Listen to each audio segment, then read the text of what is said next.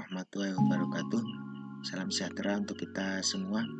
Kembali saya hadirkan tentang pembahasan soal prediksi bagi para siswa SMP sebelum menghadapi ujian sekolah, terutama dalam mata pelajaran IPA.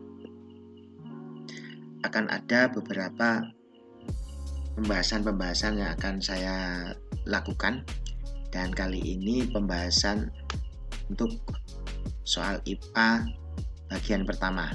Semoga apa yang saya berikan dalam pembahasan ini dapat bermanfaat, terutama untuk para siswa sebelum mengikuti ujian sekolah mata pelajaran IPA tingkat SMP. Pembahasan kali ini masuk di soal yang pertama. Dalam suatu percobaan yang dilakukan oleh beberapa kelompok siswa, diperoleh informasi sebagai berikut. Ada lebar buku 20 cm, luas lantai ruang laboratorium 72 meter persegi, tebal plat logam 4 mm, arus listrik yang melalui rangkaian 0,4 ampere, volume balok kayu 800 ml, massa balok kayu 600 gram. Berdasarkan informasi tersebut, pengukuran terhadap besaran pokok ditunjukkan oleh nomor titik-titik.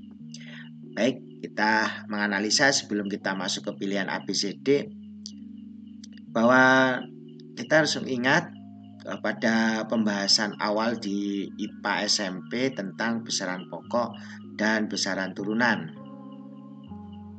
Besaran pokok dulu ada yang namanya, singkatannya bisa kita singkat adalah jiwa SMP.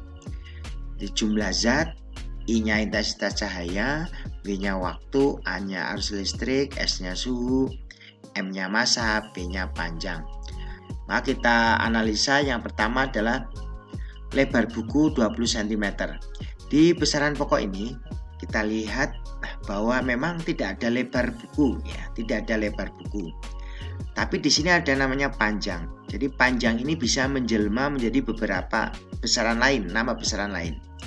Bisa lebar, bisa jarak, bisa tinggi, namanya ya. Dari sini lebar, dan kita bisa lihat bahwa di sini satuannya adalah cm. Nah, ini adalah milik dari besaran panjang. Berarti di nomor 1 ini berarti termasuk besaran pokok. Lebar buku 20 cm. Ya, ini benar. Kemudian yang kedua, luas lantai ruang laboratorium 72 meter persegi. Para siswa untuk mengecek apakah satuan tersebut adalah besaran pokok atau bukan, itu juga bisa dilihat dari satuannya.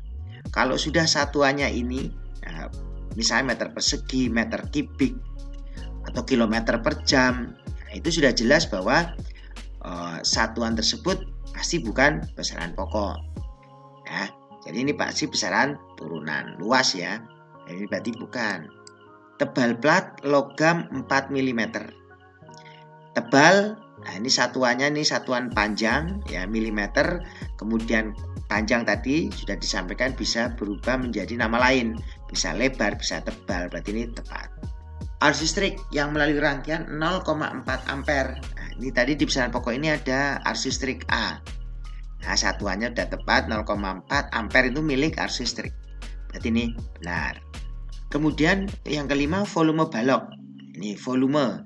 Bisa hati-hati, ini jebakannya adalah kalian harus juga ingat, meskipun tadi di nomor 2 ini ya salah satu gambaran mudah untuk menyatakan itu bukan besaran pokok kan tadi ya, ada pangkatnya gitu ya, meter persegi, meter kubik, atau campuran, kilometer per jam, dan seterusnya.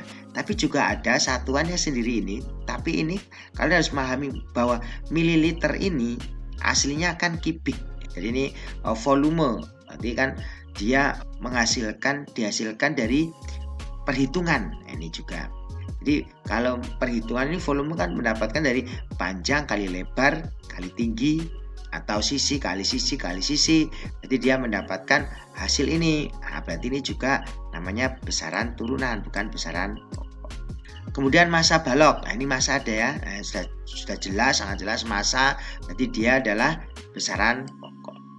Nah, di sini terlihat bahwa yang termasuk besaran pokok adalah 1, 3, 4, dan 6. Yang tidak adalah tadi 2 dan 5. Gitu ya. Berarti ini ada angka 2. Berarti ini bukan jawabannya. Ada angka 2-nya kok ini ya. Kan ini bukan tadi. Kemudian yang C itu ada angka 5. Berarti bukan, jelas. Yang D ada angka 5, jelas bukan. Berarti adalah 1, 3, 4. Gitu ya. Berarti jawabannya adalah B. Soal berikutnya. Karbohidrat adalah senyawa yang diperlukan tubuh sebagai sumber utama tenaga bagi aktivitas tubuh. Karbohidrat disusun oleh atom-atom karbon, hidrogen, dan oksigen. Salah satu jenis karbohidrat yang sering kita kenal adalah sukrosa, C6H12O6. Berdasarkan informasi tersebut, maka titik-titik. Nah, ini ada soal tentang materi, ya, materi dalam sebuah zat. Materi dalam sebuah zat itu yang kalau kita kenal ada 3 ya, ada namanya unsur, molekul, dan campuran.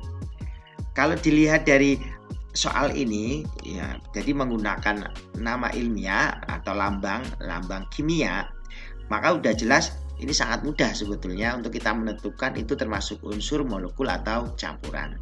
Kalau sudah menggunakan lambang-lambang kimia ini, maka mereka pasti bukan campuran. Pasti ada unsur atau molekul antara dua ini. Kalau campuran itu adalah tidak memiliki lambang kimia. Campuran ya. Misalnya air gula, air garam, dan sebagainya. Karena mereka hanya mencampur saja. Sedangkan yang memiliki lambang kimia itu merupakan contoh dari unsur atau molekul. Kalau unsur, bagaimana dengan unsur? Unsur itu dicirikan lambangnya itu menggunakan satu huruf atau 2 huruf, tapi yang satu besar, yang satu kecil. Ya. Jadi boleh satu huruf, contohnya adalah ini, contohnya adalah C itu misalnya. Ini unsur, atau juga bisa unsur neon, Ne. Nah, ini kalau ini 2 huruf, itu boleh unsur-unsur itu dilambangkan. Jadi kalau pakai lambang kita bisa menentukan. Kemudian di sini ada istilah ion. Ion adalah atom yang bermuatan dan dicirikan oleh lambang yang menunjukkan dia ion apa. Contoh misalnya ada H, ion H+. Nah, ini namanya ion berarti. Ya.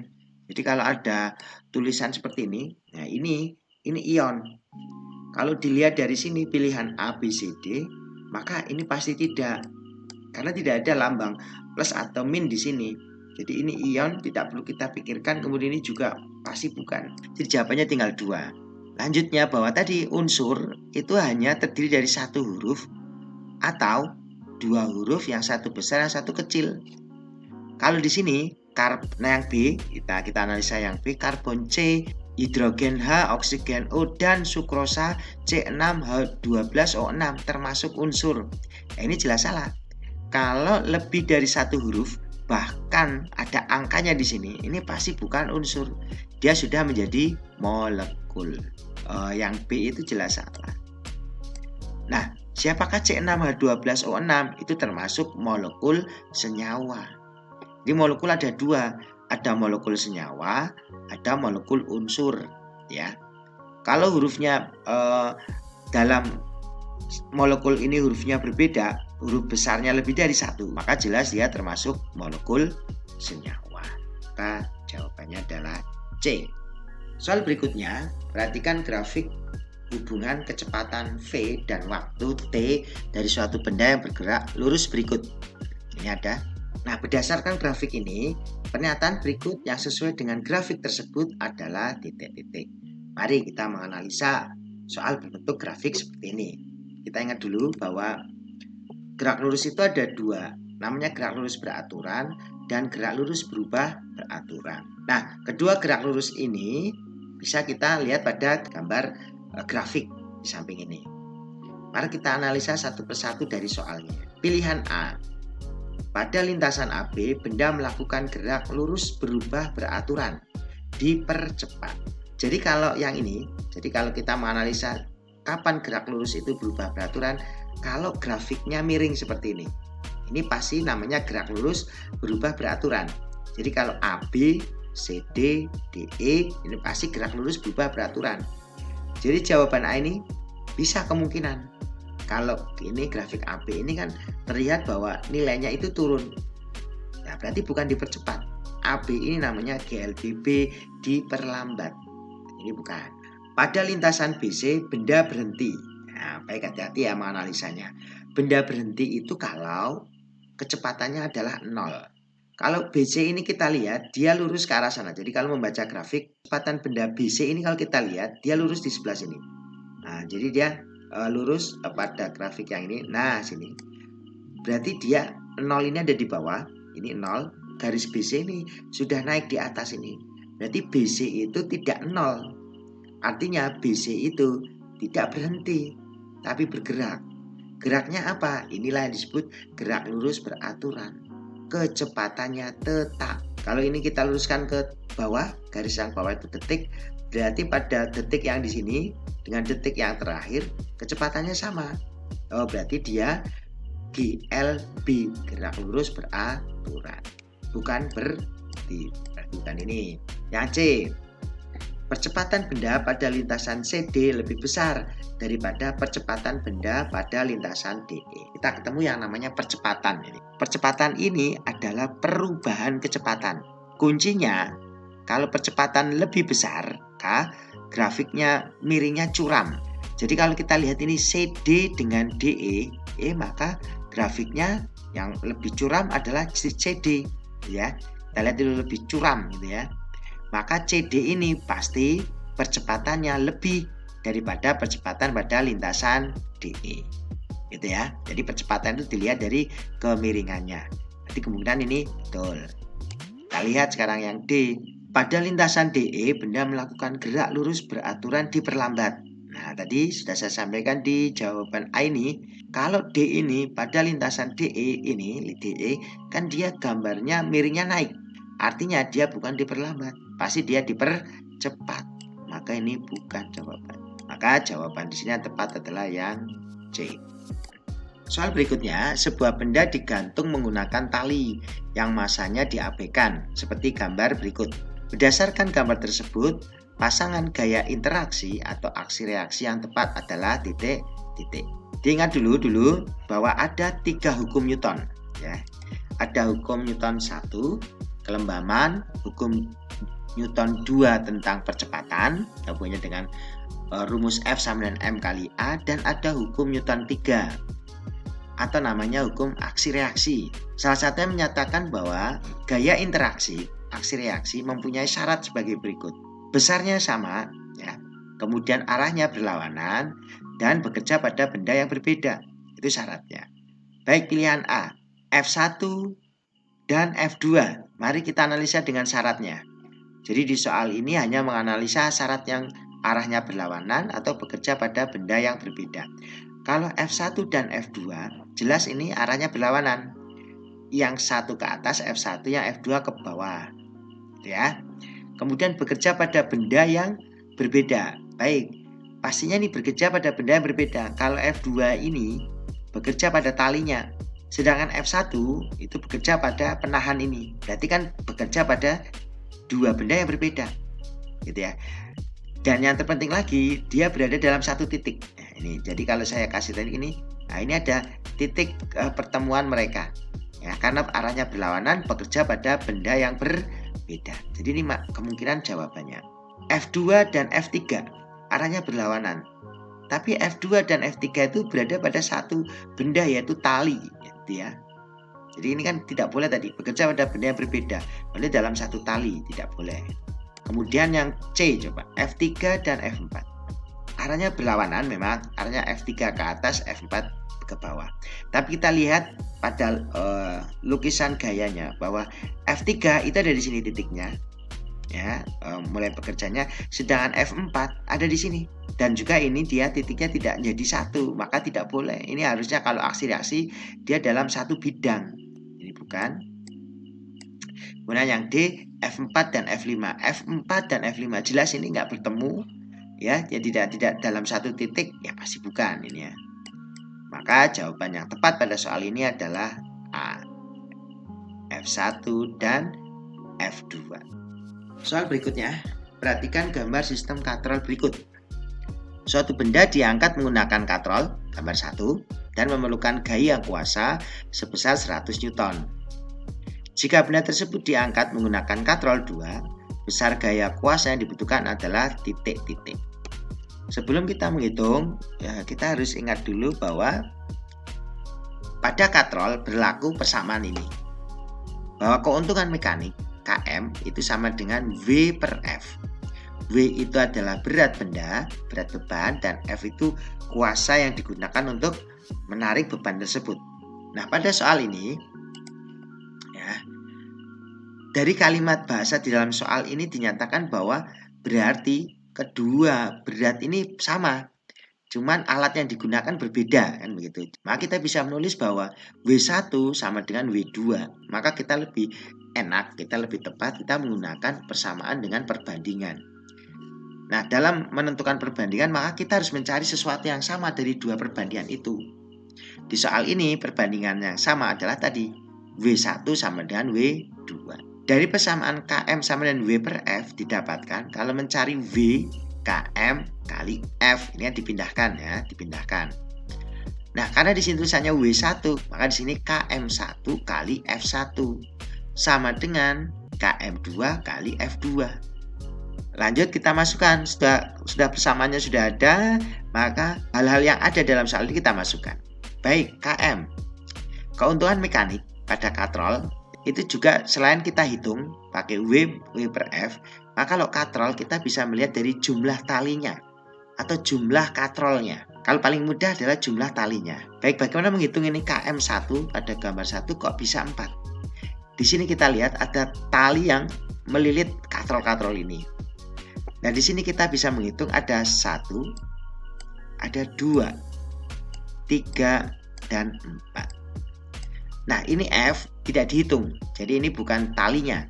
Jadi tali adalah dihitung selain tali yang digunakan untuk menarik ini. Jadi ini ada 4, 1, 2, 3, 4. Maka Km-nya adalah 4. Kali 100 F-nya, ini tadi di soal ini. Pada katrol 1 digunakan kuasa sebesar 100, maka ini kalikan 100. Sama dengan Km2. Bagaimana dengan Km2? Dia ada 2 tali, 1, 2. Nah, maka di sini Km-nya 2 kali F2. Ini karena ditanyakan adalah gaya pada saat menggunakan katrol 2. Baik, setelah kita masukkan ke persamaan, maka kita bisa mengubah persamaan ini menjadi F2 sama dengan 4 kali 100 ini per 2, karena 2-nya pindahkan, ya kan? Karena kita butuh F2 sendiri, maka angka 2 ini kita pindahkan, kemudian karena jadi perkalian jadi pembagian. 4 kali 100 itu 400 dibagi 2, jawabannya adalah 200 Newton. Kita masuk ke soal berikutnya. Sebanyak 100 gram es dengan suhu 0 derajat Celcius dimasukkan ke dalam bejana yang berisi 200 gram air mendidih. Jika kalori jenis air 1 kalori per gram derajat Celcius, kalori lebur es 80 kalori per derajat Celcius, dan bejana tidak menyerap dan melepas kalor, maka suhu campuran pada saat terjadi keseimbangan termal adalah titik-titik. Kalau dilihat dari kalimatnya, maka di sini ada kata-kata suhu campuran, maka kita ingat asas Black, di mana asas Black menyatakan bahwa jumlah kalor yang dilepas, Q lepas sama dengan jumlah kalor yang diterima, Q terima. Siapa yang melepas kalor? Yang melepas kalor adalah benda yang memiliki suhu tinggi. Sedangkan siapa yang menerima adalah benda yang suhunya rendah. Nah, pada soal ini, Q lepas siapa? Kalau kita lihat suhunya, yang di sini suhu tertinggi adalah air. Di sini ada tulisan air mendidih. Sebelah kiri sama dengan yang tadi Q lepas tertulis adalah milik dari air. Q itu adalah rumusnya adalah M kali C kali delta T. Kalau ada perubahan suhunya, ya. Nah, ini pasti dia air ini pasti ada perubahan suhunya. Karena dia tadinya panas, pasti nanti kan jadinya lebih hangat, lebih dingin. Maka dia ada perubahan suhunya. Nah, perubahan suhu si air ini digunakan untuk meleburkan esnya ini. ya, tidak mungkin akan langsung menjadi air, nggak mungkin, maka dia harus mencair dulu. Maka energinya kita gunakan untuk M kali kalor lebur ini. Maka di sini ada massa S kali kalor lebur S. Nah, setelah sampai melebur semua S-nya, kan pastinya dia akan menjadi air, ya. Maka di sini ini saya menggunakannya bukan air yang tadi mendidih, tapi es. Maka di sini setelah menjadi air tadi, masanya menjadi air yang asalnya dari es. Maka ini saya kasih nama massa es, ya, dikali kalor jenis es. Dan kalor jenis es ini, ingat, pada posisi ini berarti esnya sudah mencair semua, tapi berasal dari es. Maka di sini kalor jenis es tapi sudah jadi air, dikali perubahan suhu es tersebut. Mari kita masukkan massa air tadi 200 gram massa air kali 1, ini ada kalor jenis air 1 kalori per gram derajat Celcius kali 1 kali kurung buka. Pada delta suhu air atau perubahan suhu pada air yang tadi mendidih adalah berarti 100 kurangi suhu campuran, karena suhu campurannya pasti lebih rendah. Maka ini 100 kurangi TC suhu campuran sama dengan massa es 100 gram es kali 80. Nah, kalau leburnya 80 kalori per derajat Celcius ini. Nah, sekarang yang ini kita analisa. Ada kejadian sudah melebur, maka tadi massa ini, ya, massa ini adalah massa es tadi, ya, massa es kali kalor jenis es yang sudah jadi air. Di sini di soal ini tidak ada kalor jenis es, itu tidak ada, karena posisi yang kita perlukan pada kejadian ini adalah bukan kalor jenis es di bawah 0 derajat, karena sudah melewati nih peleburan ini, sudah melebur, ya, tidak mungkin akan es itu tetap di bawah 0. Maka ini CS maksudnya itu air, ya. CS yang sudah menjadi air, jadi 1 kalori per gram derajat Celcius kali suhu esnya ini tadi, suhu hangatnya, kan tadi es itu melebur, pasti melebur itu masih pada suhu 0. Berarti air ini saat naik ke hangat dia mulai dari 0, ya, dari 0. 0 ini siapa? Hasil es yang melebur semuanya, ya. Ini jadinya adalah TC kurangi 0. Nah, kalau sudah seperti ini kita tinggal masukkan 200 itu 200 kali 1, 200 kali 100 min TC sama dengan 100 kali 80, 8000 tambah 100. Ini TC kurangi 0 kan TC. Maka bisa kita langsung tuliskan 100 TC. Baik, kalau ada perkalian satu suku dengan dua suku, maka kurungnya ini yang ada di dua suku ini, di kurung ini kita buka dengan cara 200 kali 120.000 kurangi 200 kali min TC min 200 TC sama dengan 8.000 tambah 100 TC. Kita pindahkan karena kita akan mencari suhu campuran. Min 200 TC ini dikurangi, karena ini tadi plus, pindah dikurangi 100 TC sama dengan 8.000. Kita tulis yang punya tempat dulu sebelah kanan, 8.000 kurangi yang datang adalah 20.000 ini, maka tandanya menjadi min. Negatif 200 kurangi 100 itu jadinya negatif 300 TC sama dengan 800 kurangi 20.000 itu negatif 12.000. Maka TC sama dengan negatif 12.000 dibagi negatif 300. Ditemukan bahwa suhu campurannya adalah 40 derajat Celcius. Jawabannya tepat adalah B. Kita masuk soal berikutnya. Perhatikan gambar bandul ayunan berikut. Pernyataan yang benar berdasarkan gambar tersebut adalah titik-titik. Kalau kita lihat sekilas dari jawaban yang diberikan, ini ada istilah periode dan frekuensi. Maka ingat bahwa frekuensi ataupun periode itu tergantung pada panjang senar atau panjang tali di sini, ya. Semakin pendek senar atau tali, maka semakin tinggi frekuensi. Namun periodenya semakin kecil. Mari kita analisa dua gambar ini pada pilihan A. Kedua bandul ayunan memiliki periode getaran yang sama besar. Terlihat di sini, bandul 1 panjangnya adalah 40 cm, bandul 2 adalah 80 cm. Pastinya ini tidak tepat, karena tidak sama ini, maka pastinya periodenya akan berbeda. Ini juga berlaku pada jawaban D. Kalau kita lihat sekilas ini ada kata-kata frekuensi getaran bandul ayunan 1 sama dengan. Oh, nggak mungkin sama dengan karena panjang talinya adalah berbeda. Nah, maka kita menganalisa lebih fokus kepada jawaban B atau C. Yang B, periode getaran bandul ayunan 1 lebih besar dari periode getaran bandul ayunan 2. Kita lihat ini tadi, ingat, semakin pendek senar, maka semakin tinggi frekuensinya, namun periodenya semakin kecil. Kita lihat yang B ini, periode getaran bandul ayunan 1 ini lebih pendek panjangnya, 40 cm, 80 cm. Sesuai ini aturan ini, maka kalau senar bandul 1 pendek, harusnya periodenya juga kecil. Gitu ya. Jadi ini bandul ayunan 1 lebih besar, tapi bukan. Harusnya adalah lebih kecil karena dia talinya lebih pendek. Berarti kita lihat yang C. Frekuensi getaran bandul ayunan 1 lebih besar. Kita lihat lebih pendek daripada bandul 2. Bagaimana dengan frekuensinya? Pasti lebih besar. Maka ini jawabannya. Ya. Jawabannya yang tepat adalah C. Masuk di soal berikutnya. Seutas tali panjangnya 300 cm digetarkan pada salah satu ujungnya sehingga membentuk 6 buah gelombang penuh. Jika cepat rambat gelombang 200 cm per sekon, periode getaran gelombang tali tersebut adalah titik-titik. Persamaan pada soal ini ada hubungannya dengan V atau cepat rambat sama dengan panjang gelombang, panjang satu gelombang, lambda dibagi periode T. Ini ya, karena di sini pembicaraannya ada kata-kata periode. Maka kita lebih tepat menggunakan V sama dengan lambda per T. Selanjutnya, bahwa di sini belum ada istilah lambda. Lambda ini panjang satu gelombang, di mana panjang satu gelombang didapatkan dari panjang tali dibagi banyaknya gelombang sepanjang tali itu. Kalau di soal ini ada kata-kata panjang 300 cm, ini bukan lambda. Karena 300 cm ini, 300 cm ini membentuk 6 buah gelombang.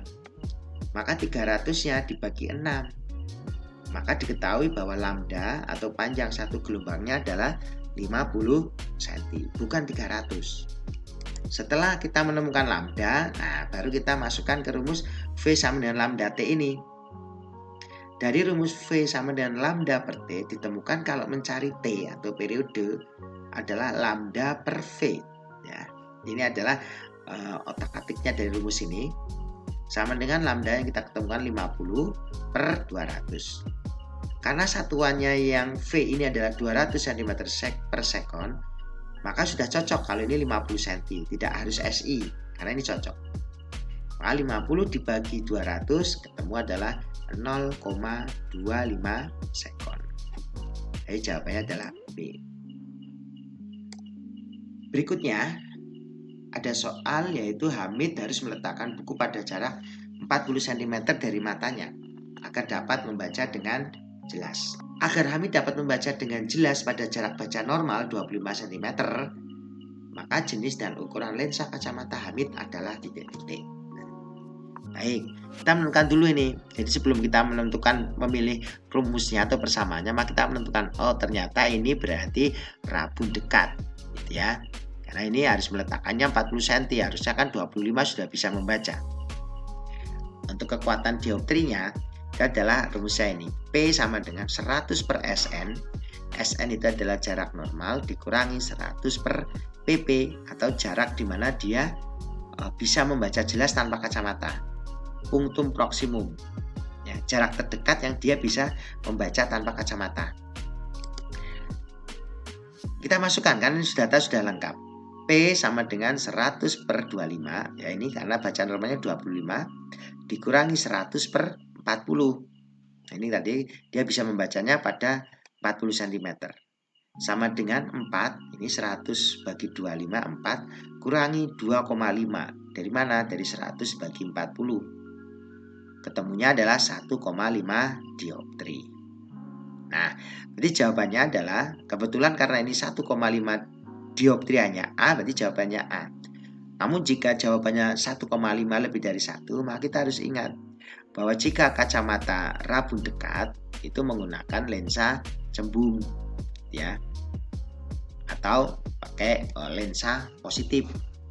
Jawabannya adalah A. Lensa cembung dan dayanya atau dioptrinya sebesar 1,5 dioptri.